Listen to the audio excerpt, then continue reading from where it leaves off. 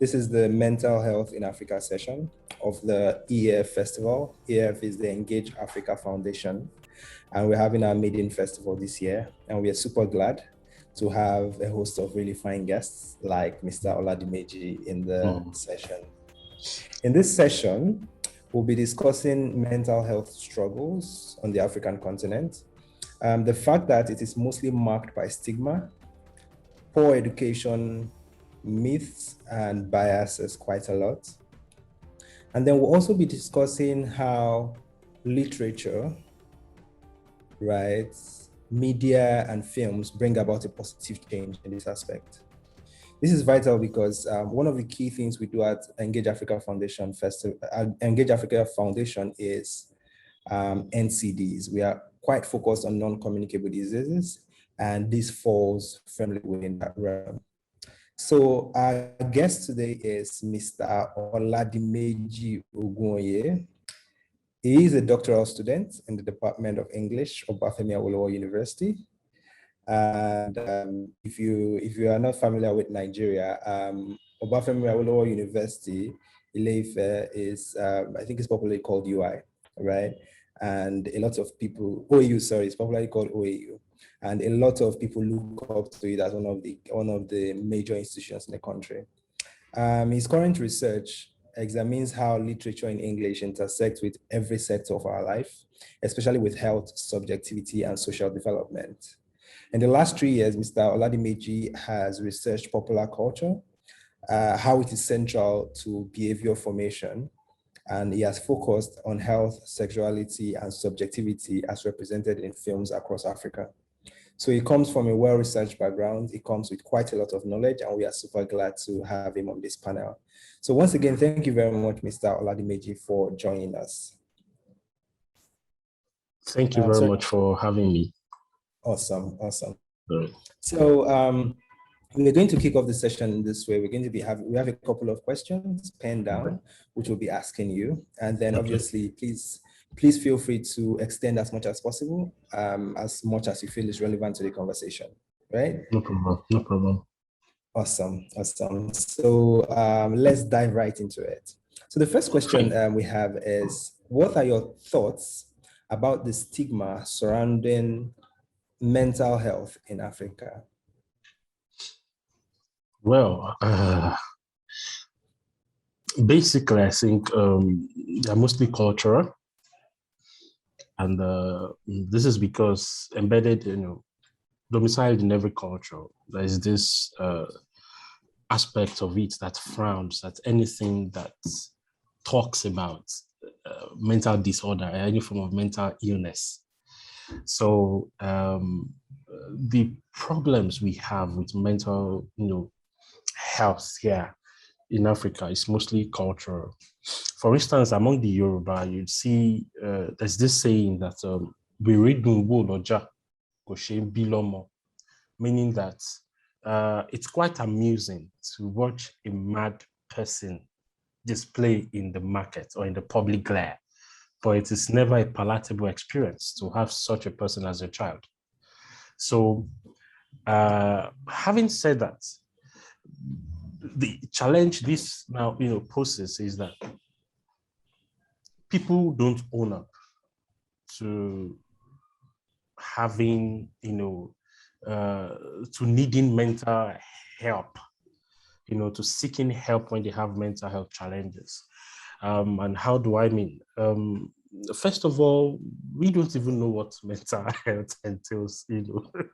Most times we just believe struggle is normal. There's so many things that are, let me use the common parlance, in the media now, normalized. There's so many things that are, that are normalized, in Africa, like some kind of struggles that are not, present in certain developed systems. So our societal, our environmental challenges, and our society and our cultural, inadequacies in that aspect, especially in the aspect of properly conceptualizing what mental health entails and what mental health is and what mental health is not, collide or meets in this end, and then as a result of that, people don't usually seek mental health help. Basically, if you tell somebody, oh, you need a therapist, then they look at you and be like, are you saying I'm mad? Are you saying I'm mad? So basically, I think the challenge we have is environmental, and then it's cultural. And then, of course, there's a place of government policy where there isn't even enough awareness. Recently, this is improving, gradually, especially through the advent of the social media and all. There are more campaigns here and there now. You're telling people, don't be scared to see a therapist. That you're going through depression doesn't mean that you are mad. It is normal. It's normal to feel sad. It's normal to, have certain experiences, and it's okay to see a therapist. So basically, the challenge we have, I classify them in those three, under those three topics. That's the cultural, environmental, because of the underdeveloped nature of the nation, of the continent, basically, and then policy. Now, the aspect of policy is that sometimes when you look at with health policies, on paper, it looks so beautiful.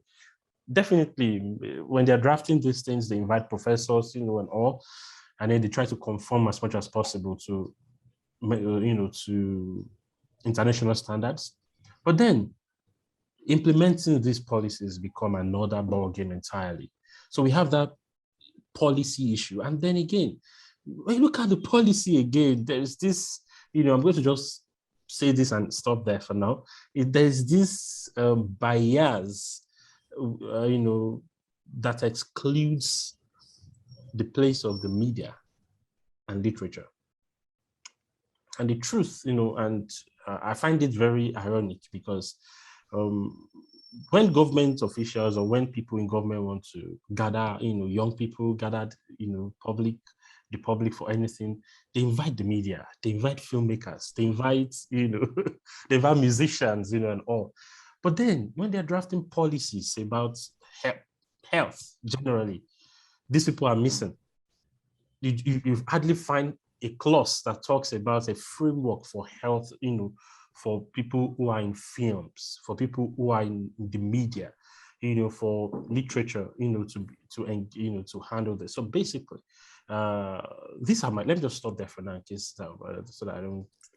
No, it's fine. It's fine. It's fine. Thank you very much. So there's actually a follow-up question I have there, right?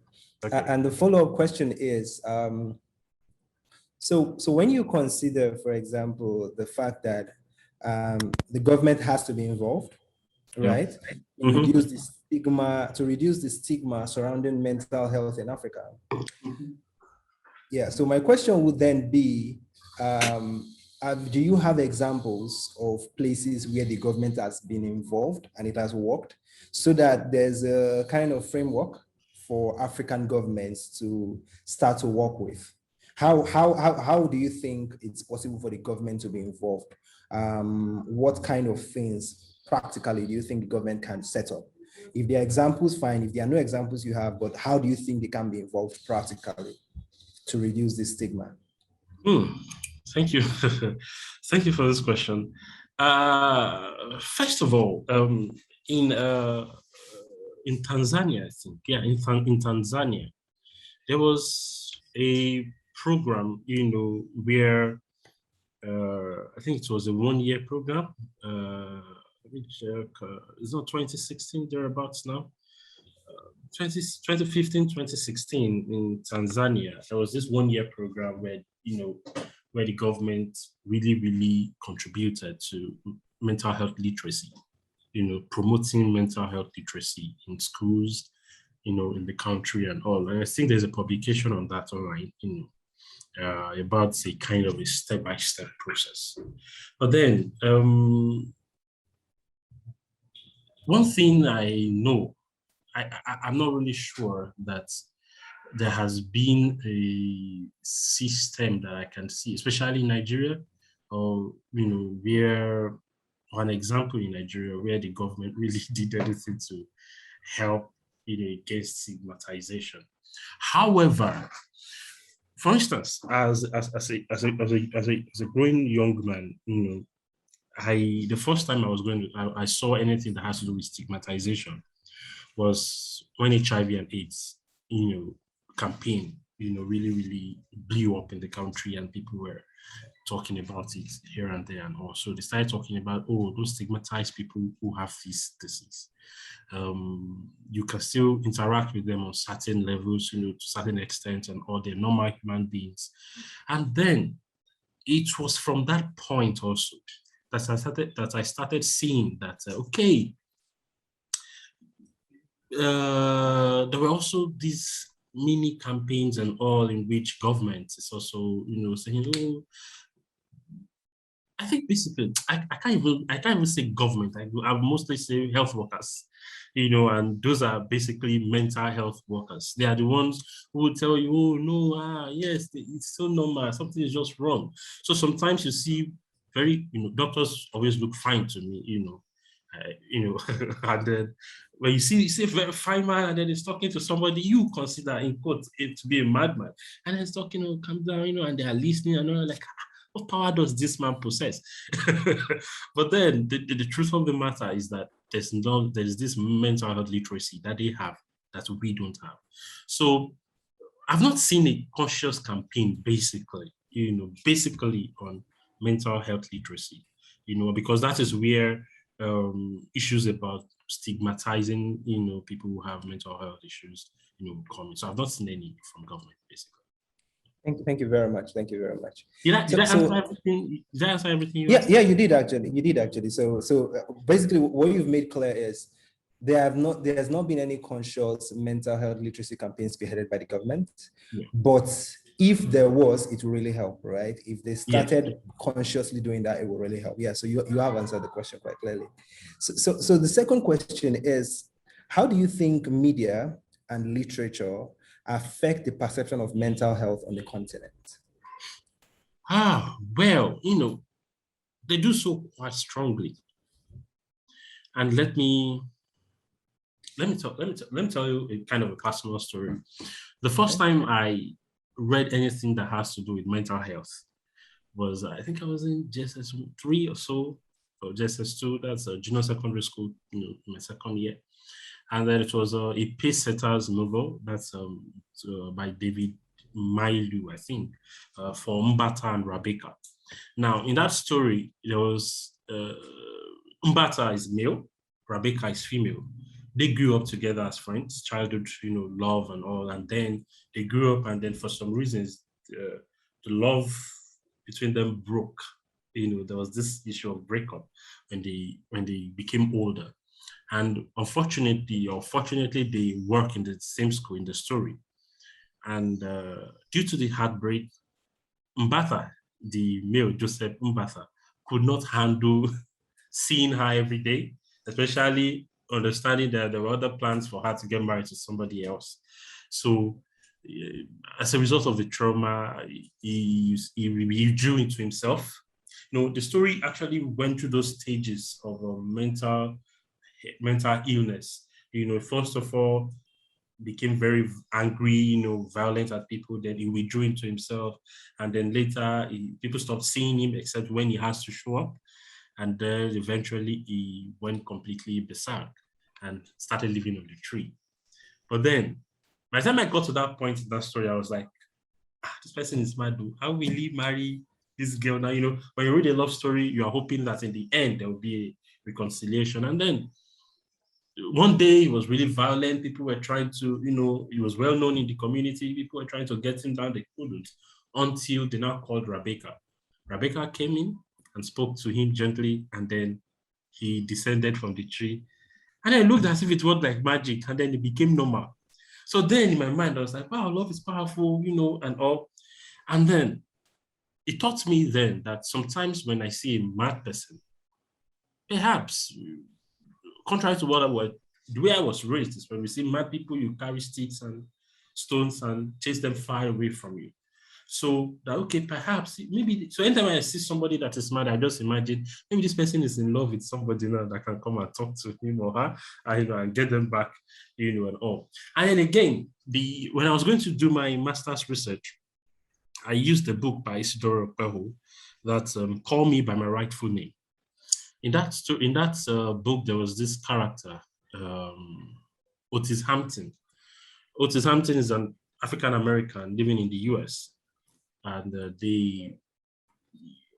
when you, at his 21st birthday, he just started, once he hears any African drum played over the radio or anywhere, he just goes into this strange spasms and starts shaking and start mumbling something nobody understands. So in the story, they treated this case so interestingly that the first thing they did was, let's find somebody who can decode what he's saying. So they went to a therapist. And then they traced what he said, what he was saying to be, jumbled Yoruba words. To be jumbled Yoruba words that was about something, a local community in Ekiti State in Nigeria. So they traced this route back to Nigeria and got to that place. And until he got to that location and,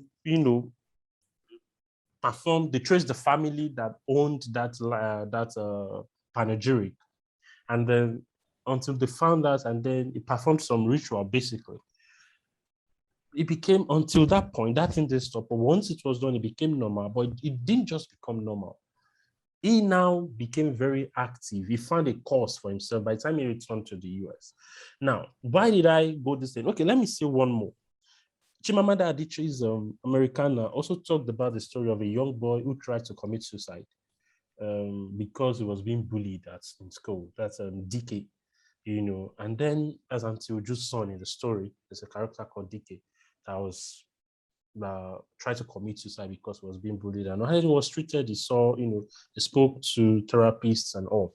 So when I saw this, personally, my understanding or my training on how to engage with people who sort of have mental illness stemmed from some of these stories that I read. I understood that people don't just behave the way, arbitrarily. You don't interpret any behavior you see on the surface. One thing a good literature text does is that it tells you, it presents an action and gives you a chain of causal act of things that caused that kind of action. So literature, I think we have many literature texts basically that are actually talking, doing all they can to promote an understanding of what mental health is, all about. And then to, encourage people to understand what mental health entails. And then that's in literature. In film, yes, in film, we have different movies, that talk about mental health, but unfortunately, they don't treat it as much as they do in literary texts.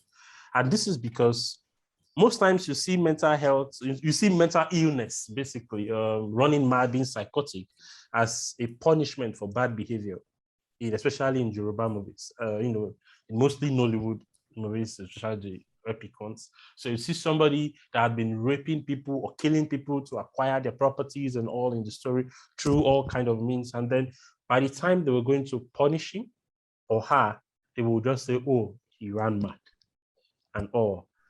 So for me, while I think literature is doing better at sensitizing the public, promoting mental health literature than films at the moment. And then I think in recent times, a film that I've seen that really talks a bit about mental illness was Roti. Roti, had Kunle Afolayan and Kate Henshaw play a role of parents who lost their son, and then the mother saw somebody who looked exactly like the son and was claiming that was her child. So, and then they had to take her through the process of understanding that that is not your child, and all. And then there's this mystic end to it in which that is not, you can't really easily explain, and all. That's the cultural concepts of reincarnation and all. That reincarnation stuff also was present in the story I told about Isidore Okpeho's Call Me By My Rightful Name. So literature is doing better because, of course, maybe because we have more space. You know, a novel can span 300 pages, you know, and all. But then a movie, if it exists 2 hours, it should not get to 3 hours, or else it becomes a series. So maybe because of limited space, but I think mostly because of the wrong perception about what mental health is, and it's deeply cultural. We all know that filmmaking in Nigeria stemmed from, grew from cultural presentations, you know, cultural performances, basically. For instance, the what we have as the Yoruba film industry today grew up, is a product of what we know as the Alarinjo, popular theater group. That's Alarinjo popular theater group where people who move around, and then they go to perform, do all sorts of, performances to entertain and also inform, communities and all. And then a most recent example of that is the Ubato Gunde theater troupe, where they move from town to town to perform stage plays and community plays and all. So what we have as the Yoruba film industry today grew from that end. So also we have it like that in peculiar stories like that for the different cultures that we have in the country. So I think because film is deeply rooted in culture, and culture is yet there is still this there's this gap between proper mental health literacy and what we believe culturally. So because of this gap, film also seems to, first, because of this gap in culture, film also, kind of pick up from it. And then mostly you see many films, tons of them, where mental illness is a punishment. And so when people are going on the road, you hear people say, oh, you don't even know what he did. And, and all. And then there's also stories in the media where, for instance, in recent times, I think one of the problems we are dealing with in Nigeria is substance abuse. So, codeine, all sorts of stuffs, and it's amazing and alarming, the rate at which this is very widespread. So when we see anybody that is, behaving funny now, one of the things people say is, he must have been smoking hemp. It was it must have been smoking hemp. It must have been drugs, and all. And then, so these myths and conceptions and perceptions also create a kind of a challenge in the way mental health literacy is being promoted in media. I think literature is doing better. Film needs to do better. Film needs to, improve on what they do. Yeah. Thank you. Let's stop there. Yeah, thank you so much. Thank you so much for those stories and that clarity. So let me just quickly recap for our audience, right? So the first book you mentioned, I don't remember the name, the one with the Abata in it. What's the title of that book? For Mbatha and Rebecca. For Mbata and Rebecca, and then there's Isidore Okwewo's Call Me by My Rightful Name, and then there's Chimamanda's Americana. So for those listening, you should check out those books. They do a better job of at least giving context to mental illnesses, and at least they are slightly better than the films, because the films, like Mr. Oladimeji says, stem from our cultural perceptions. I think it's kind of a chicken and egg situation, right? So is it that the culture affected the film, or is the film that is now propagating some things? Because, say for example, like I think it's clearly from somewhere, because we think as a people, like you said, that there is punishment for evil. And I think most times when we don't see that punishment come true, and then madness, in quotes, presents itself as a kind of punishment, it is a way we make sense of the world, right? Because if somebody is doing something bad and living very fine, it doesn't make sense to us in our culture, right? There has to be a punishment. And so it's easier for us to tie to mental illness than to do the necessary scientific work to find out what's really wrong. So it was quite clear what you've explained. Hopefully, as time goes on, our film industry catches up and gets better in producing that much needed context. So the other question I have is, So I think you've kind of touched on it in this past question you answered, but we'd like some maybe more clarity on it. What are some trends? What are some trends you have noticed from your work in mental health, from your research in the past, say, maybe 4 or 5 years? What are some new trends you have noticed since then? Okay. New trends. Will I call them new? I'll just say trends, because basically, maybe just call them trends. Yeah, maybe just call them yes, trends. I wouldn't say new. First of all, there's the place of causal factors. Like, what are the things that caused this? In the past, in fact, till today, when we go home and discuss, my mom will say, "Oh, especially when she's advising females, who are going through very bad marriages or relationships, and they're not seeking help when they should." So my mom will say, "Oh, there are a lot of women, females in psychiatric wards, and most of them are there because of male issues, and so you should not join them," that kind of thing. So the first thing I'll say is the emotional causes. There are some that are very emotional. During my undergraduate days, we had people who attempted suicide because they were rejected by their love interest. So there was one that we were writing exams, and then that day was the day he got to know that another person was already going out with his girlfriend, So right from the exam hall, he just walked straight into the road, hoping that a car would hit him. And then luckily, the security people already saw him coming. They just watched and felt this guy doesn't look normal. So, okay, my first degree was in Adekunle Ajasin University, Akunba Akoko. So in Ondo State. So they just noticed, and then as he was just about to enter the road, and all, someone just grabbed him and said, "Mr. Man, what is wrong? What is wrong?" So I said, let me die. She has left me, and all. So there's this case of trauma from, heartbreaks, disappointments, from emotional, from people's love interests and all. And that trend, another cause I've seen, includes trauma also from disappointments at the workplace.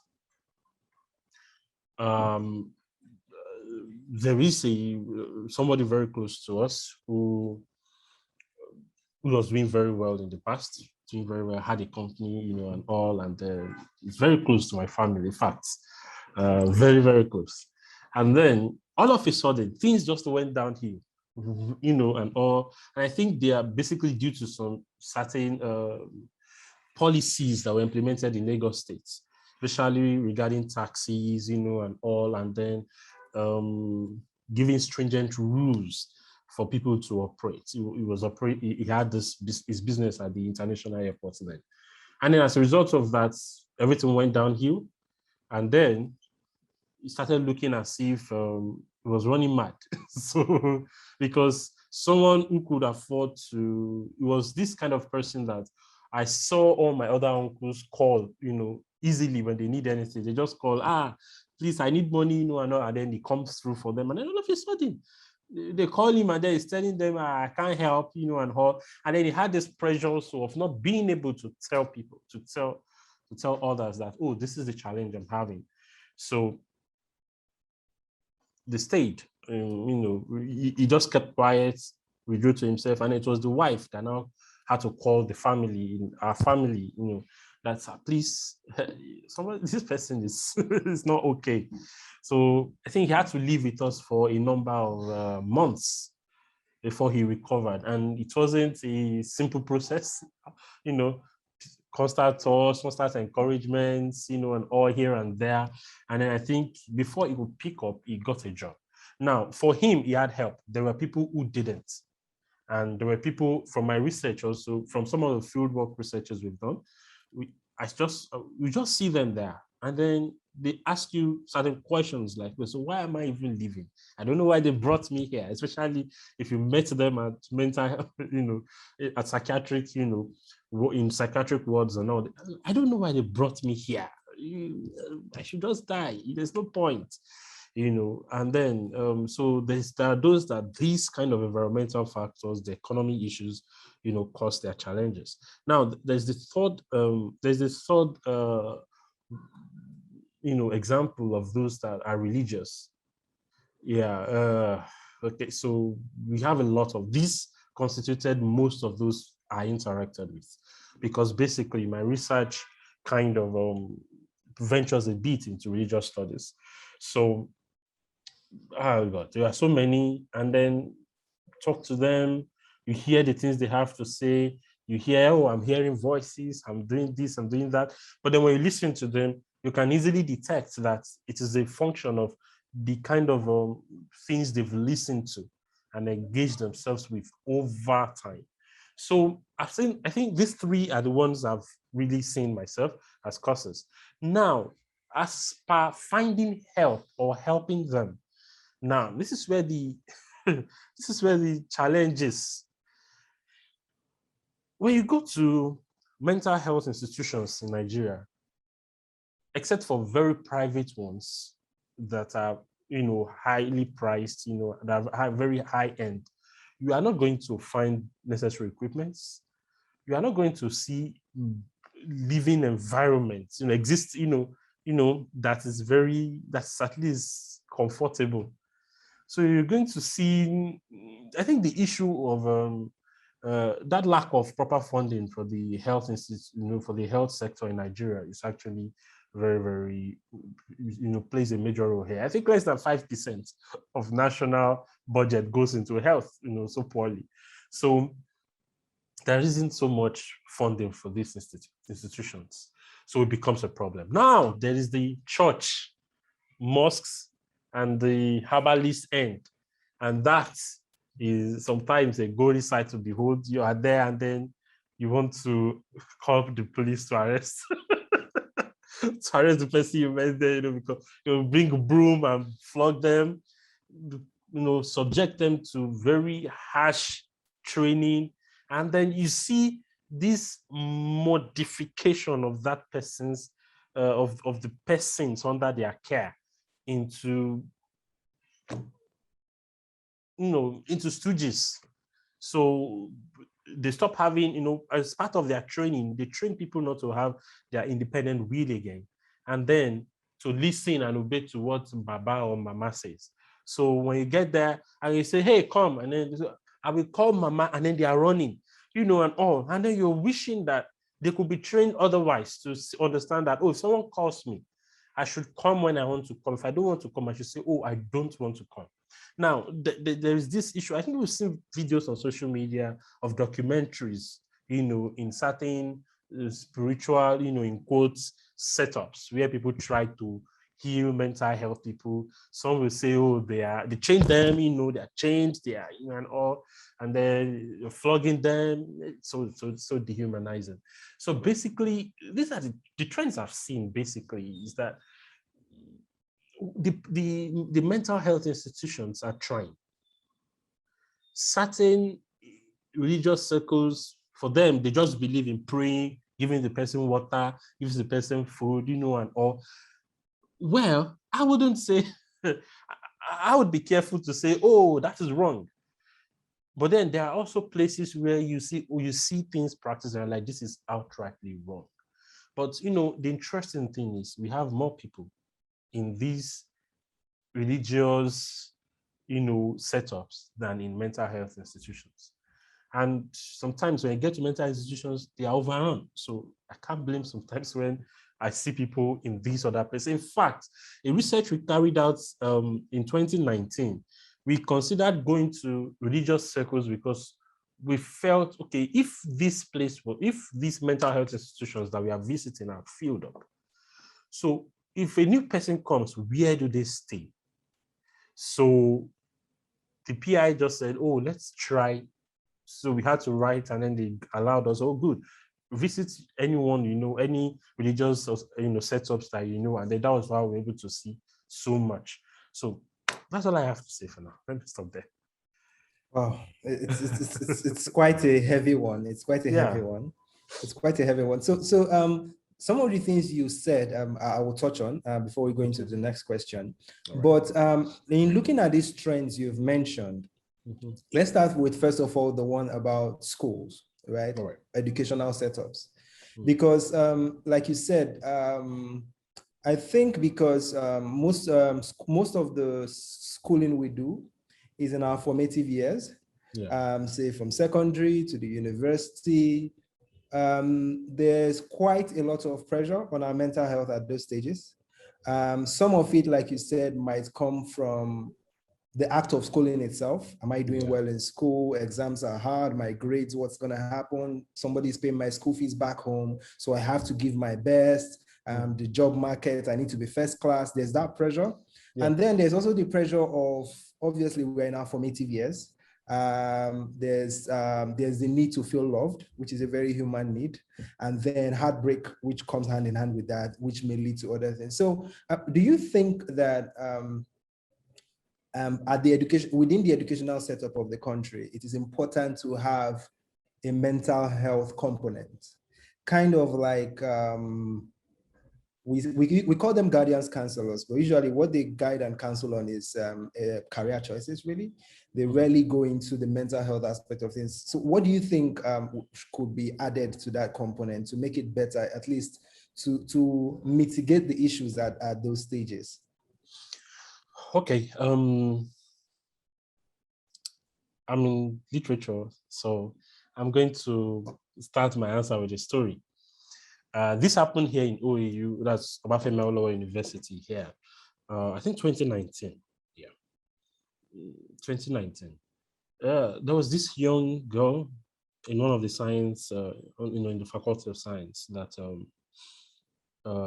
had a love interest. They met, I think, and they recorded their sexual, encounter, on the phone, and then I think after a while, this lady said, "Oh, I'm not going to be a part of this anymore. I'm not dating you for whatever reasons."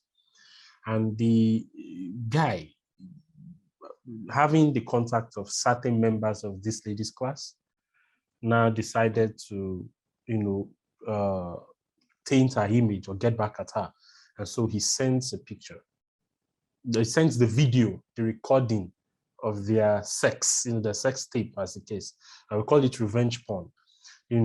Sends the video to somebody in the class who was also, and nowadays in schools, most classes, you have this WhatsApp group where everybody in your class, is a member, and all.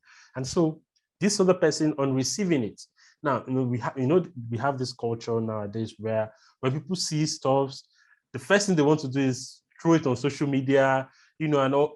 Sometimes for some of them, it doesn't mean they approve of it, but there's just this mental compulsion to share things, to be the center of attraction, to be the source of information, and all. And of course, that is why we have all this, WhatsApp broadcasts that is plaguing everybody, And so this person posts this video into the WhatsApp group.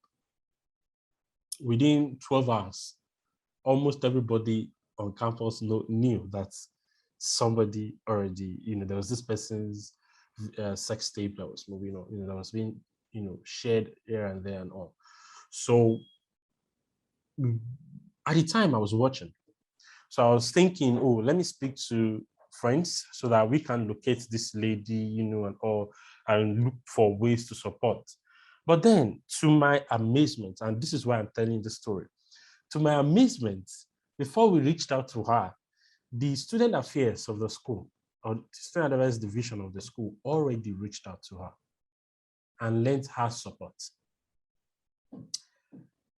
They lent her so much support that everything you need, they gave her so much confidence that this girl didn't leave school for one day. Normally, when things like this happen, the person is ashamed, and all. And I think she was Muslim, so she was all these hijab wearing ladies, and also it was supposed to be really, really bad. But then she's still in school. I think she's graduating now. So basically, when I saw this, I was like, wow, this is really good. Now, in that same year, similar thing happened with the Babcock University now, where there was a video also of a lady, that trended, and all. And then before you say Jack Robinson, I just heard she's been expelled or suspended, as the case may be. Now, I think every institution, and I think I'm saying this, I'm being careful when I say this. We still have this cultural problem with our schools, especially higher institutions of learning. And it is that we don't separate culture from education. And then people don't also accept that we are in changing times. We are most likely going to see things we have no business seeing now, because we have more social media platforms enabling this. There are developments in smartphones, and all, than we would have 15, 20 years ago, because those developments were not there. And then now we live in we live in an information generation.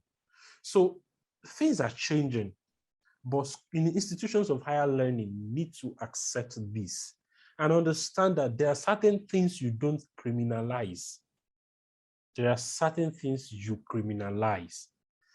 So, for instance, a lady comes to a class with tinted hair and then becomes the object of, the lecturer's barrage of insults, and all. And then they say, oh, it's only bad people that dress this way.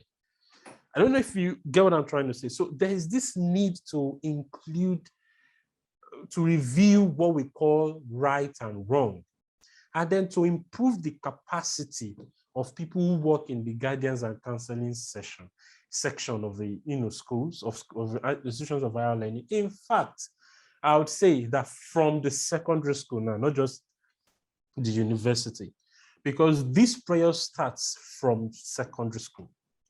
And then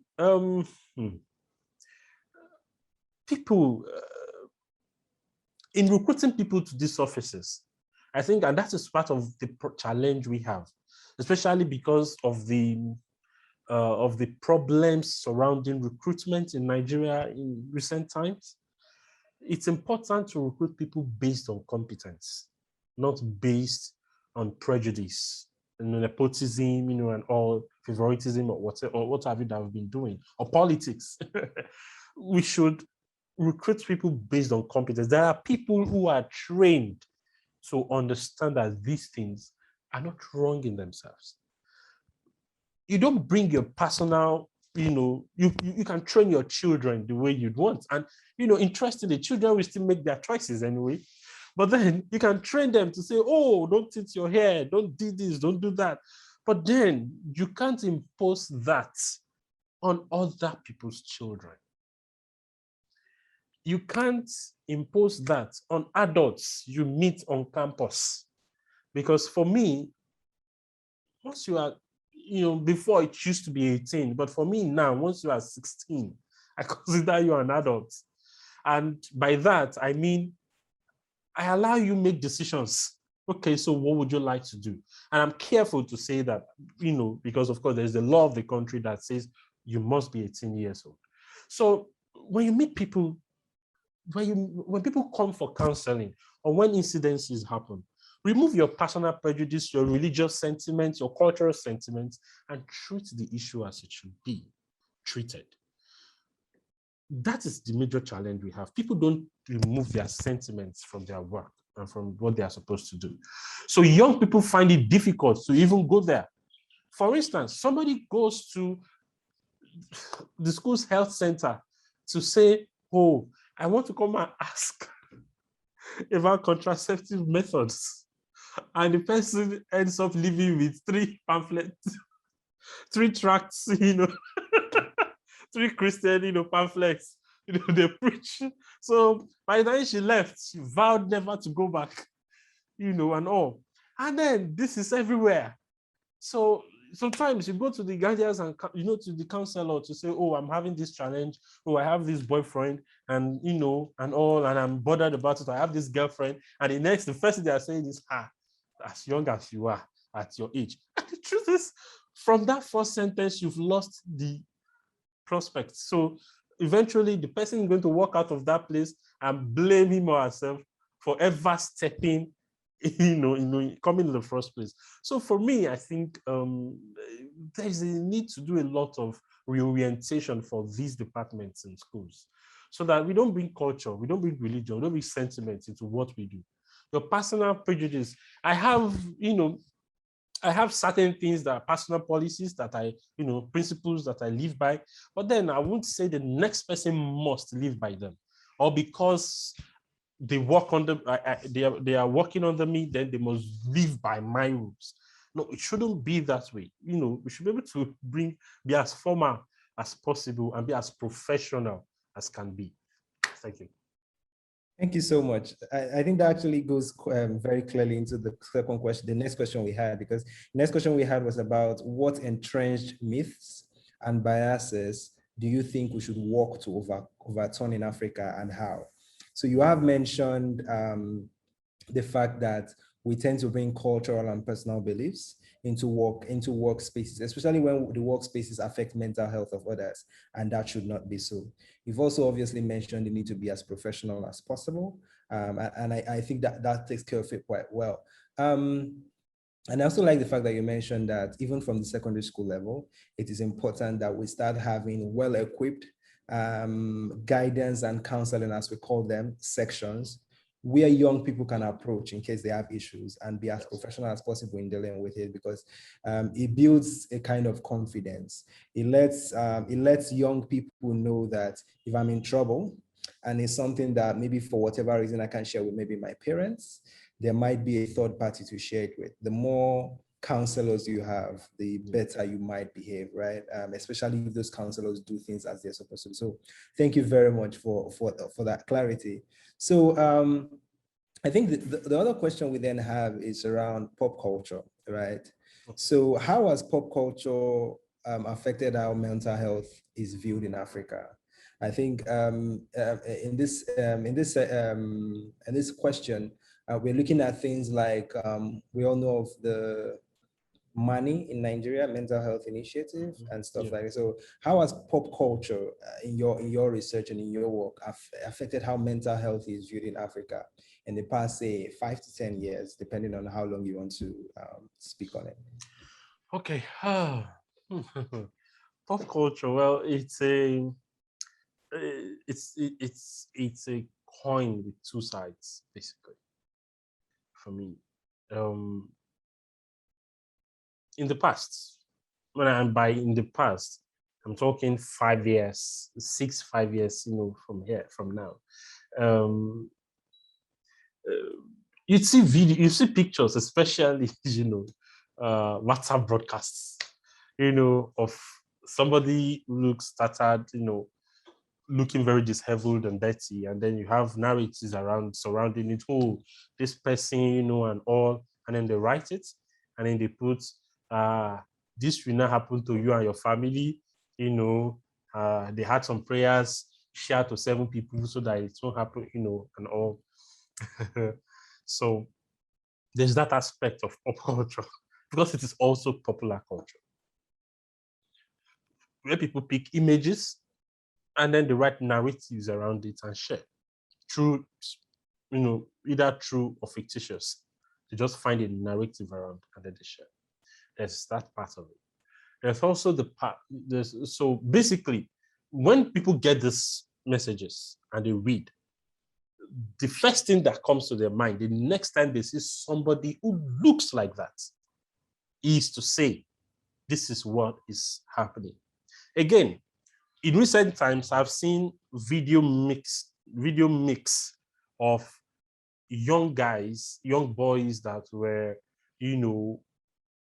wriggling from pain because they've abused substance. So I think the one I saw was almost more than 2 minutes long of different people. So when they were mixing what they were going to drink, and then when all of them were rolling on the floor screaming, and all, I've seen that video in recent times. So this has two sides to it. When that video is shared, people now say, oh, don't abuse substance, you will not hear. Don't drink kinikon, you will not hear, and then they say all sorts. But then when this video is shared and it gets also into certain quarters, it becomes a parameter for judgment. So the day anybody looks like the characters in the video, and then they come under heavy reprimand. Hey, what's wrong with you? You started drinking, you started doing this, and all. It doesn't help in any way, in my opinion. Now, there is now the good side of it, which, earlier when I was talking, I said it is improving in recent times, and which is the aspect of that mental health literacy. There's the culture now of people trying to demystify mental illness and certain disorders. Before, if you tell somebody the person has any kind of disorder, the person becomes your enemy. The person, and says, he's calling me a madman, he's calling me a madwoman, in quotes, and all. But then, if you tell people now that you need a therapist, you are having some sort of disorder, especially if the person is literate, and for instance, on a platform like Twitter, people now go to check, okay, what does this mean? Today I see, nowadays I see tweets of people saying, oh, I have ADHD, I have this, that, before people wouldn't own up and say these kind of things. People want to appear clean, appear fine, and appear, untainted and unstained. So I think the social pop culture is gradually playing a very important role. And the interesting thing? It is that people who learn from a place like Twitter, maybe after engaging with money, I know money mental awareness, so people who contact them nowadays, I see posts of people saying, oh, I'm tired, I want to give up, and then somebody is tagging money to it. They're tagging them, oh, reach out to this person, and then they are saying, oh, send us a DM, we'll listen to you. And then every day they have these quotes that they also share to encourage people online. This for me is good. I can single money out, but then it's not, money is not the only ones doing this. There's also this Connect Matthew initiative that also kind of talks about this kind of things. The person is a I've forgotten, neuro something, he's a member of American, he's a psychologist, but then the American neuro something, and all. So he also kind of taught, he was the first person that personally told me some years back that when you tell people to go for therapy, they are bothered, they think they are mad, but it is not. We need therapy. We live in in a country that constantly puts you under pressure. For instance, if you live in Lagos, and then you have to spend so much time in traffic, you have to learn how to switch between being proper and being agbero sometimes. There is a way this also affects you. So you want to be careful. You want to, then you need a balance. You need somebody to come and tell you, oh, calm down, oh, you're trying, and then maybe you're spending all your income on transportation, and then you are bothered, oh, I'm not having savings. No, you are doing your best. Things are going to get better. Oh, maybe you need sounding boards to help you think through your ideas before you take them. We need this balance, and popular social media basically is doing a lot in that aspect.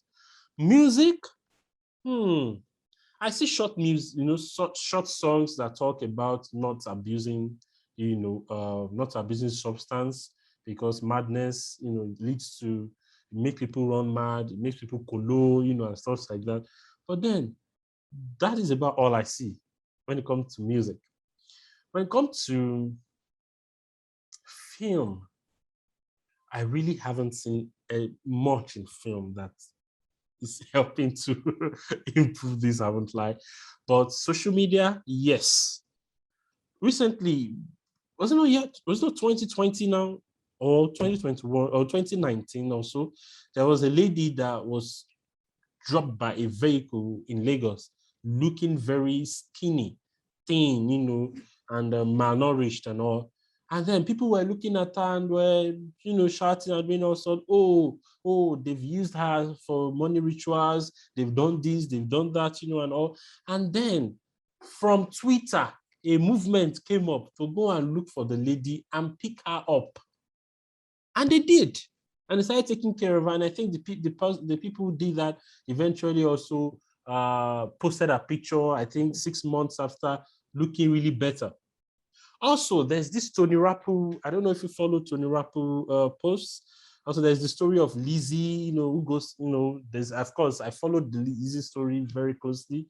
And I followed this young guy, Michael or something, very closely also. So he also goes into these places, picks them up, and then tries to show. And for me, this tells me that, yes, somebody can be very unruly, appear mad, or be mad as the case may be. But then when they are exposed to the right conditions sometimes and the right kind of care, they get better. That is what social media has taught me. And for me, I think, yes, they are coming, they're doing it, but then we need more. We need more. We need more people to come on board. Money alone can't handle the whole of Nigeria. We need more people to set aside, their prejudice, their beliefs, throw aside myths, around the mental illness and join hands to help people get better. Yeah. Very, very, very true, actually. So we've been discussing for almost 1 hour now, about 2 minutes an hour. So for the sake of the audience, I'm just going to do a quick recap. Okay. Very short recap, so that we then go into the final few questions we have. So we've been discussing mental health in Africa with Mr. An expert, is a researcher, and his research has been into how media and literature affects behavior, right? Especially around health, sexuality, subjectivity, and so much more. This is especially important because at the Engage Africa Foundation, we are very interested in non-communicable diseases and how to better manage them within the African continent. Mr. Oladimeji obviously speaks largely from a Nigerian perspective, but his views are also clearly things we can replicate across the continent. He has spoken about the stigma surrounding mental health in Africa. He has also spoken about media. He mentioned actually a few books. So if you go back in the video, you can see the books that he mentioned, give some context. And he also mentioned one film, but like he said, the films can do a lot better, especially our film industries and how they come up with stories around mental health. He has also spoken about trends he has noticed in mental health, different trends he has noticed in mental health in Africa, and the myths and biases that need to be fixed. And one very important point he has mentioned is the importance of having well-equipped guidance and counseling sessions from secondary school down to the high institutions of learning, so that young people have people that they can talk to who actually are professional in this case. So last question before we start this recap was about pop culture. And so Mr. Oladimeji, so there are a couple of things you've spoken about. So I just have a few follow-up questions to them. One is, in speaking about pop culture, I think technology, right, plays a huge role, like you mentioned, Twitter. Like of recent, there was something I noticed where if you happen to search suicide, right, on Google, Google gives you articles, mental health articles that help you, and they even prefer numbers you can call, like hotlines, right, to help, which is very good. Manny also did something similar on Twitter, where if you search suicide or something on Twitter, you get help immediately. So those are some of the ways we've noticed, like you said, pop culture and technology comes in. But then there's a question that comes up there, right? And it's a pretty new conversation, but like you said, a lot of people are kind of, will I say, self-diagnosing a lot on Twitter these days. I have ADHD, I noticed this, I've read two articles on Google, so it means I have this. What are the problems you see there?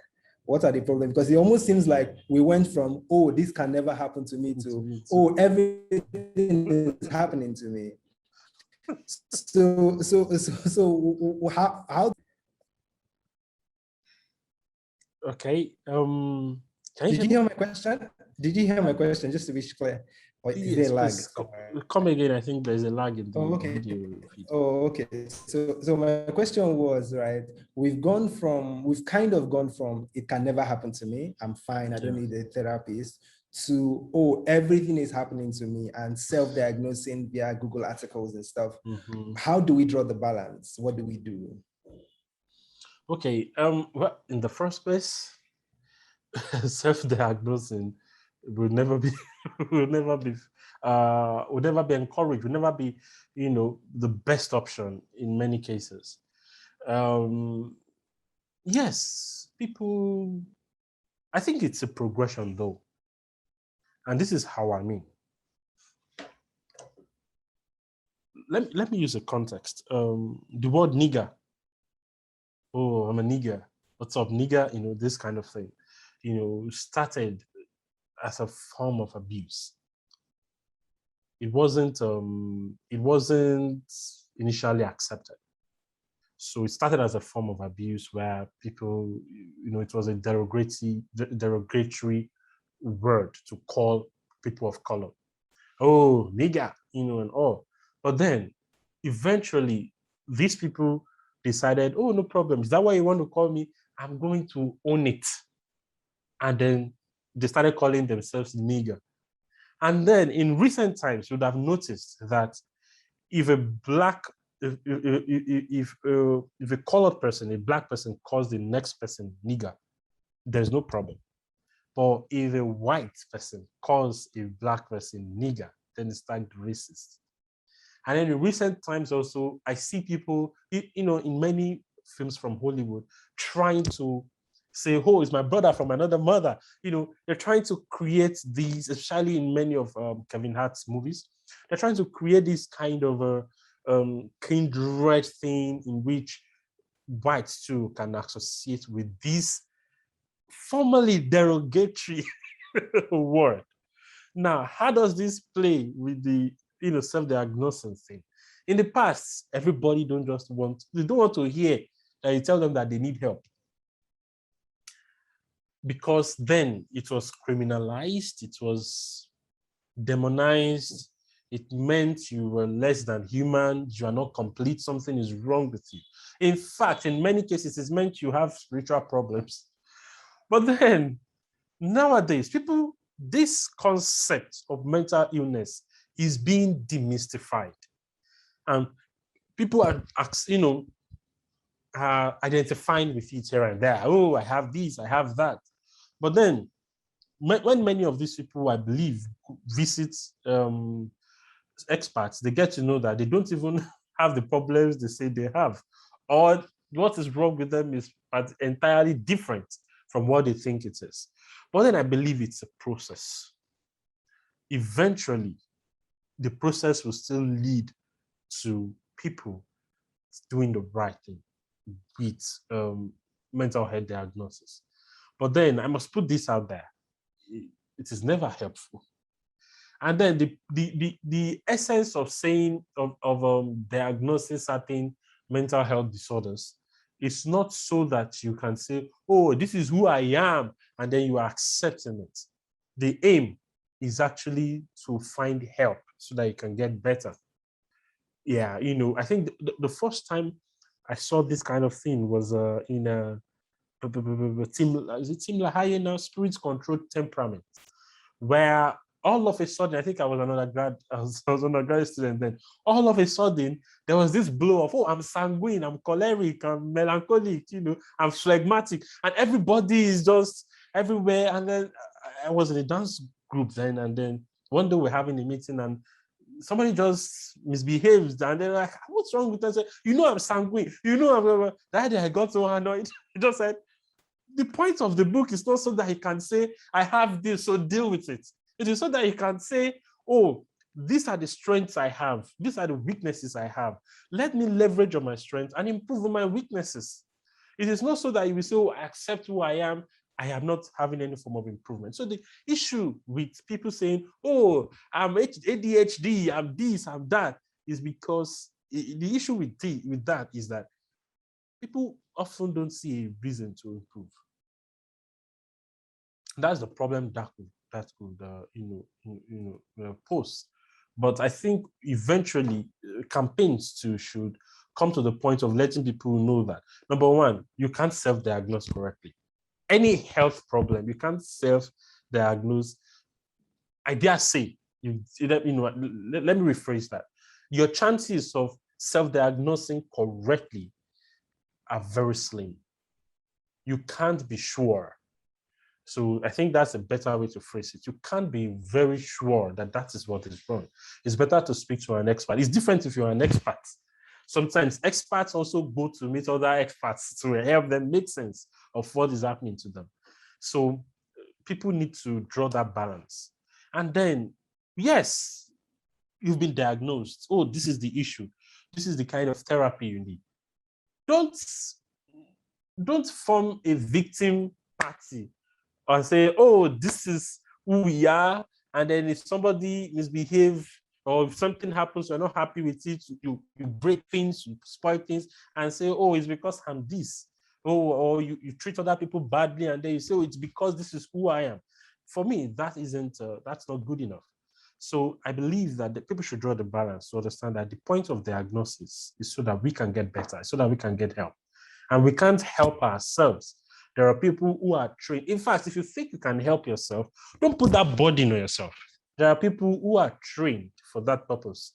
There are people who find it, who see it as their life mission to see you get better. So reduce the burden on your own neck and then dump it on them and just follow through the process and get better. So that's what I have to say about that. Thank you. Thank you so much for that clarity. So I think we're moving into the final minutes of this. And the final question is, what films, I know you have said correctly that films are a major, they need major improvement, but maybe we should then say films and books, right? So what films and books would you recommend to people looking to positively change how mental health is viewed in Africa? So are there people on the audience who want to read books and use them to help others? Are there people who are thinking of media campaigns where they can improve mental literacy? What books do you think they should read? What films do you think they should see? Okay. For literature, of course, I've not read all literature texts. So, but the ones I've read are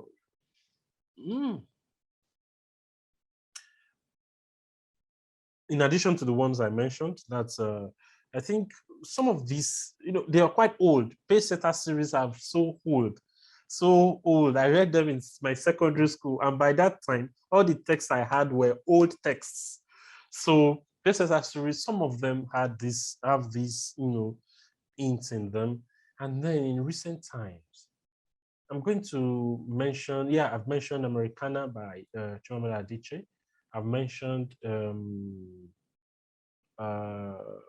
Isidore Okweho's Coming by My Rightful Name.